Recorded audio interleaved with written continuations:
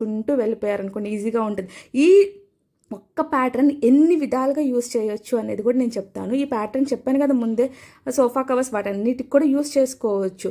అలానే మన డ్రెస్సెస్కి హ్యాండ్ డిజైన్గా కూడా మనకు నచ్చిన డిజైన్ని యూస్ చేసుకోవచ్చు. బ్లౌజెస్కి యూస్ చేసుకోవచ్చు. డ్రెస్సెస్ నెక్ లైన్లో యూస్ చేసుకోవచ్చు. అలానే princess cut boat neck blouses ఉంటాయి కదా, వాటికి బ్యాక్ సైడ్ కూడా ప్యాచ్ లాగా జస్ట్ సైడ్కి కొంచెం అలా స్టిచ్ చేసుకోవచ్చు అన్నమాట.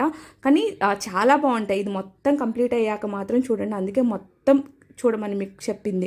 అంటే మీరు ఇప్పుడు బ్లౌజ్కి స్టిచ్ చేసినప్పుడు, డ్రెస్ స్టిచ్ చేసినప్పుడు ఇంత కాస్ట్ అని మనం ఛార్జ్ చేస్తాం. దానికి కొంచెం ఎక్స్ట్రాగా ఇలాంటి డిజైన్స్ పెట్టినప్పుడు మన దగ్గర స్టిచ్ చేయించుకునే వాళ్ళు ఎక్కువగా వస్తారు. అలానే మనం కొంచెం ఎక్కువగా కూడా ఛార్జ్ చేయొచ్చు అన్నమాట.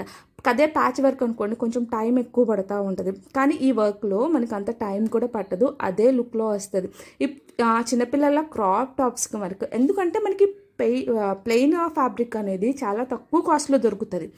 సో టాపు కింద బోటము మనం ఒకే కలర్లో డిజైన్ చేసినప్పుడు దాన్ని వేరియేషన్ చూపించడానికి దాని మీద ఏదో ఒక డిజైన్ ఉంటేనే బాగుంటుంది. కానీ ప్రతి డ్రెస్కి ఎంబ్రాయిడరీలు ఇవన్నీ చేయలేము.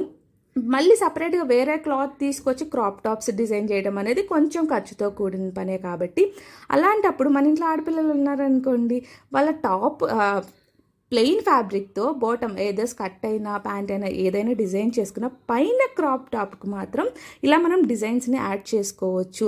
ఇది ఇలా స్టిచ్ చేయడంతో